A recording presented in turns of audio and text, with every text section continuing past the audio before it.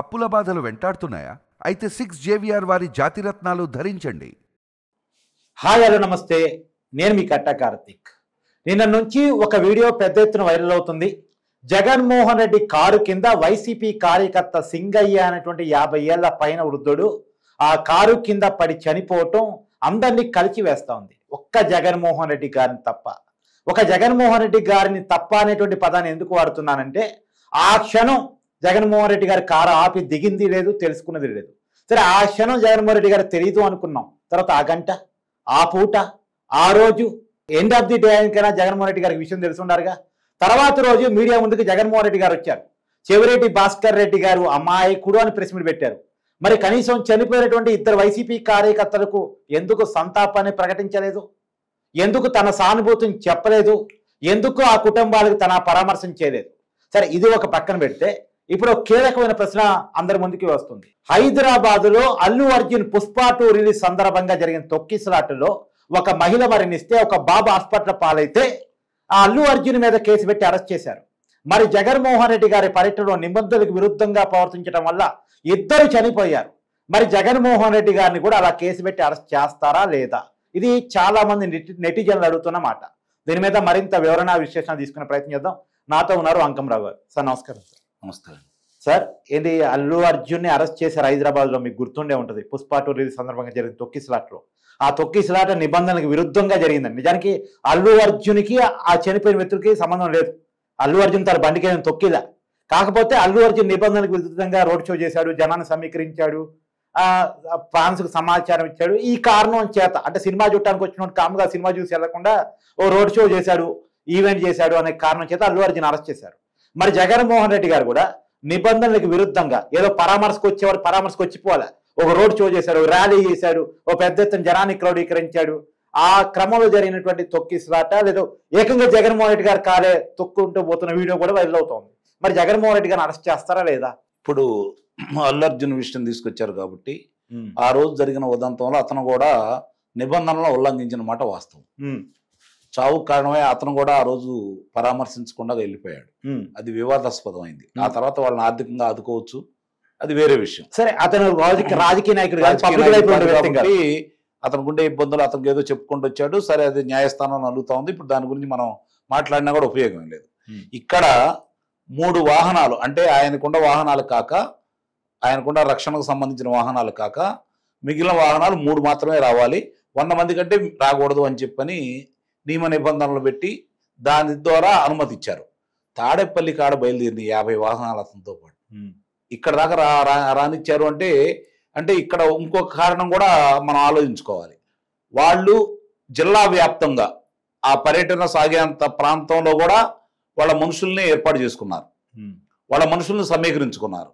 నిస్సందేహంగా వాళ్ళు అనుకున్నది ఏంటంటే, వాళ్ళు ఇప్పుడు కూడా ఎందుకు ఇలా చేస్తున్నారు అంటే, జగన్మోహన్ రెడ్డిని కనుక ఇన్ని వాహనాలు వస్తున్నాయి అని చెప్పని ఆపితే దాన్ని అడ్డం పెట్టుకుని అలజడి సృష్టించాలని వాళ్ళు ప్రయత్నం చేస్తున్నారు. ఆ సమాచారం ప్రభుత్వం దగ్గర ఉంది కాబట్టి ప్రస్తుతానికి అక్కడికి వెళ్ళి మాత్రం ఏం చేస్తాడులే అన్న ఉద్దేశంతో వదిలేశారు. ఒక రకంగా ఎక్కడెక్కడ వాళ్ళని అడ్డుకట్ట వేయాలని ప్రయత్నం చేసినా కూడా ఆ జనాభాను చూసిన తర్వాత ఇది అది ఇంకా లేనిపోయిన తలగానే పోతుందేమో అని చెప్పని వదిలేశారు. కానీ ఇక్కడ ఏటుకూరు, అంటే ఏటుకూరు వెళ్ళే దావ, అక్కడ ఆంజనేయ స్వామి విగ్రహం ఉంటుంది. పైనుంచి విజయవాడ నుంచి వచ్చే వాహనాలు ప్రతిపాడు వెళ్ళాలన్నా, గుంటూరులోకి ఇటు నుంచి ఇటు వెళ్ళాలన్నా, ఏటుకూరు రోడ్లో ఉన్న ప్రతిపాడు వెళ్ళాలన్నా, గుంటూరుకి వెళ్ళాలన్నా అక్కడ దిగుతారనమాట. ఆ ప్రాంతానికి వచ్చిన సమయంలో ఈ జనాభా అంతా జగన్మోహన్ రెడ్డి మీద ఎగబడి, అంటే ఇది కావాలని తయారు చేసింది. గుర్తుపెట్టుకోండి, అతను పరామర్శకు వెళ్ళాలి అంటే గుర్తు చప్పుడు కాకుండా వెళ్తాడు. 1 గంటన్నర ప్రయాణం, అది దాన్ని అన్ని గంటలు తీసుకున్నాడు అంటే అది కావాలని ప్రతి వాళ్ళ దగ్గర తన బలాన్ని చూపించుకోవడానికి, తన యొక్క అరాచకవాదుల్ని ప్రోత్సహించడానికి చేస్తున్నటువంటి కార్యక్రమంగా మనం గమనించుకోవాలి. అయితే ఇక్కడ చుట్టూ జనాలు, ఒక అతను ఏకంగా జగన్మోహన్ రెడ్డి గారు కార్మిక ఎక్కి వైసీపీ జెండా ఎగరేస్తున్నాడు. ఏంటి అది? అసలు భద్రత ఉన్న వాళ్ళు ఏమయ్యారు నాకు ఇప్పటికీ అర్థం కావట్లేదు. ఇప్పుడు దీనికి సంబంధించి వాళ్ళ మీద అభియోగాలు వచ్చిన తర్వాత అసలు ముందుగా వాళ్ళు కదా సమాచారం ఇవ్వాల్సింది, భద్రతకు సంబంధించిన వాళ్ళు కదా సమాచారం ఇవ్వాల్సింది. మరి వాళ్ళ యొక్క సమాచారం ఇంతవరకు అందలేదు. సరే, మీరు అన్నట్టు వాహనంలో వెళ్తున్నాడు అతను చూడలేదు అనుకోవచ్చు, మీరు అన్నట్టు చూడలేదు. తర్వాత గంట, మీరు లేదంటే ఒక పూట, సాయంత్రం విషయాలన్నీ తెలిసినాయి కదా, 2 చనిపోయారు కదా. దానికంటే దారుణం ఏందయ్యా అంటే గతంలో చంద్రబాబు నాయుడు గారు మామూలుగా ఉత్తరాంధ్ర పర్యటన సందర్భంగా ఆయన పర్యటన తీసుకొని వస్తూ ఉంటే ఆయనకు సంబంధం లేకపోయినా ప్రమాదం జరిగితే, రోడ్డు ప్రమాదం జరిగితే ఆగి వాళ్ళని పంపించాడు. అట్లాగే మొన్న సబిత గారు, లేకపోతే మొన్న హోంమంత్రి గారు, ఇలా ఎవరికాడు చేసుకుంటూ వెళ్ళిపోతున్నారు. బాధ్యతగా గతంలో కొంతమంది వాళ్ళ నాయకులు కూడా చేశారు, చేయలేదని మనం అంటలా, చేశారు. మరి ఇక్కడ జగన్మోహన్ రెడ్డికి బాధ్యత లేదా అంటే వాళ్ళకి లేదు అనేది చాలా స్పష్టం. నేను అంటాం ఆ క్షణం జగన్మోహన్ రెడ్డి గారు దిగనందుకు తప్పట్లే, చాలా మంది దాని తప్పట్టాలా. మనిషి పడ్డాడు ఆగండి అని చెప్పిన పక్కన మనకి కనిపిస్తా ఉన్నాయి కదా చిత్రాలు. నేను చాలా క్లియర్ చెప్తున్నా, ఆ క్షణం జగన్మోహన్ రెడ్డి గారు దిగాల్సింది మానవత్వం అనేది ఒక అంశం. నేనంటూ కనీసం తర్వాత రోజు ప్రెస్ మీట్ పెట్టినప్పుడన్నా ఆ కార్యకర్తలకు సంతాపాన్ని ప్రకటించడం, ఆ కుటుంబాన్ని పరామర్శ చేయడం నాయకుడి బాధ్యత కదా అనే దాన్ని రాజకీయ నాయకుడని మీరు భావిస్తున్నారేమో, జనం భావిస్తున్నారో కానీ నేనైతే భావించట్లేదు. గతంలో చాలా సార్లు చెప్పాను నేను, అతను రాజకీయ నాయకుడు కాదు. ఇప్పుడు అతనిలోని ఇంకో మనిషి బయటకు వచ్చాడు. ఎవరంటే ముఠా నాయకుడు. ఇది గమనించుకోవాలి మీరు. రాజకీయ నాయకుడైతే ప్రభుత్వం ఏదన్నా పొరపాట్లు చేస్తే, ఇప్పుడు 6 హామీలు ఇచ్చారు వాళ్ళు, ఆ పథకాలకు సంబంధించి ఏదన్నా ఇప్పుడు వాళ్ళు మొదలు పెట్టకపోతే, ప్రారంభించకపోతే, అవి సవ్యంగా లేకపోతే దాని గురించి మాట్లాడాలా, రైతుల సమస్యల గురించి మాట్లాడాలా, విద్యార్థుల సమస్యల గురించి మాట్లాడాలా, గ్రామీణ ప్రాంత సమస్యల గురించి మాట్లాడాలా. అవి కాకుండా అతను ఏకాడికి జనాన్ని రెచ్చగొట్టే విధంగాను మాట్లాడుతూ అసాంఘిక శక్తులు, తెనాలి కావచ్చు, వినుకొండ కావచ్చు, ఇప్పుడు ఇక్కడ కావచ్చు, ఇవన్నీ కూడా అసాంఘిక శక్తుల్ని ప్రోత్సహించే విధంగా అతను ముందుకెళ్తున్నాడు. అంటే దీన్ని బట్టి మీరు అర్థం చేసుకో, ఒక జగన్మోహన్ రెడ్డి అంటారేంటి? నిన్న అంబటి రాంబాబు కావచ్చు, వాళ్ళ నాయకులు కావచ్చు, ఎవరైనా దాని గురించి మాట్లాడారా? ఎవరైనా మాట్లాడారా?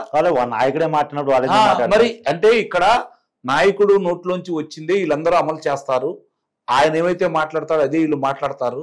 అంతే తప్ప స్వతంత్రంగా మాట్లాడి సానుభూతి వ్యక్తం చేసేంత ధైర్యం ఆ పార్టీ నాయకులకైతే లేదు. ఇది గమనించుకోవాలి. ఇప్పుడు జగన్మోహన్ రెడ్డి గారి అరెస్టు జరుగుతుందా లేదా అంత ధైర్యం ఈ ప్రభుత్వం చెయ్యదు అని చెప్పి నేను నిస్సందేహంగా చెప్పగలను. అదేంటి అల్లు అర్జున్కి ఒక చట్టం ఉంటుంది, జగన్మోహన్ రెడ్డికి ఒక చట్టం ఉంటుందా? ఉంటది కదా. ఆంధ్రప్రదేశ్ లో చట్టాలు మార్పులు కదా, తెలంగాణలో చట్టాలు వేరు, ఉత్తరప్రదేశ్ లో చట్టాలు వేరు, బీహార్ లో చట్టాలు వేరు, కర్ణాటకలో చట్టాలు వేరు, ఆంధ్ర రాష్ట్రంలో చట్టం వేరు, ఆంధ్ర రాష్ట్రంలో చట్టం వేరు. ఆంధ్ర రాష్ట్రంలో అంత తొందరపడి నిర్ణయాలు తీసుకుంటారు. అది చంద్రబాబు గారి నేతృత్వంలో నడుస్తున్నటువంటి ప్రభుత్వాన్ని మనం భావిస్తే అంతకంటే ఇంకా మనం ఆలోచించాల్సిన అవసరం అయితే ఏం లేదు. ఎందుకంటే ఇప్పుడు చూస్తూ ఉంటే అందుట్లో విడుదల రజనీ పేరు పెట్టాడు, అంబర్ రాంబాబు పేరు పెట్టారు, పేరు నాని పెట్టారు, వైవి సుబ్బారెడ్డి పేరు పెట్టారు. ఇవన్నీ పేర్లు పెట్టారంటే దీన్ని పలసన చేయడానికి ప్రయత్నం చేస్తున్నారు అనేది మాత్రం నాకు అవగాహన అవుతా ఉంది. అది రక్షక భటులు చేస్తున్నారా, రక్షణాధికారి చేస్తున్నాడా ఏంటనేది, లేకపోతే ఎక్కడ వేరే వాళ్ళ దగ్గర నుంచి వాళ్ళకి ఒత్తిళ్లు వస్తున్నాయా, అవన్నీ వేరే విషయాలు. కానీ ప్రస్తుతానికైతే దాన్ని పలసన చేస్తున్నారనే అభిప్రాయం అయితే నిస్సందేహం కలుగుతా ఉంది. ఎందుకంటే ఆ వాహనాల గురించి ఆయన చెప్పాడు కదా, జిల్లా అధికారి, రక్షణాధికారి, ఆయన చెప్పినప్పుడు కనీసం ఆ వాహనాన్ని కూడా అదుపులో తీసుకోలేదు కదా. ఈ వాహనానికి సంబంధించి ఆ రమణారెడ్డి అని అతన్ని మాత్రం అదుపులో తీసుకున్నారు కదా. అది నిన్న. మరి మిగిలిన వాహనాలను ఎందుకు అదుపులో తీసుకోలేదు? నిబంధనలకు అతిక్రమించి వచ్చారు కదా. ఆయన 6 వాహనాలు తీసేస్తే మిగిలిన 44 వాహనాలని అదుపులో తీసుకోవాలి కదా. ఇంతవరకు ఎందుకు తీసుకోవట్లేదు? వాళ్ళకి సంబంధించిన వాళ్ళందరినీ ఎవరు అదుపులో తీసుకోవట్లేదు? మిగిలిన వాళ్ళకి తాకీదులు ఎందుకు ఇవ్వట్లేదు? వాళ్ళు ఎందుకు పిలిపించి మాట్లాడుకోవట్లేదు? ఇప్పుడు జగన్మోహన్ రెడ్డి కనీసం విచారణ పిలుస్తున్నారా లేదా? అది కూడా నాకు అనుమానమే. వాళ్ళు ఏమన్నా అనుకోని, అది కూడా అనుమానమే. అంటే జగన్మోహన్ రెడ్డి గారు అరెస్ట్ ఉండకపోవచ్చు, విచారణ కూడా అనుమానం అంటారు. అనుమానమే. ఆయన సిబిఐ వాడడానికే రావట్లేదండి. దీనికి వస్తారని మనం ఎట్లా అనుకుంటాం చెప్పండి? సార్ ఆయన వస్తాడా రాడా సమాజం చూసుకుంటారు సార్, కానీ పిలవటం అయితే పోలీసుల బాధ్యత కదా.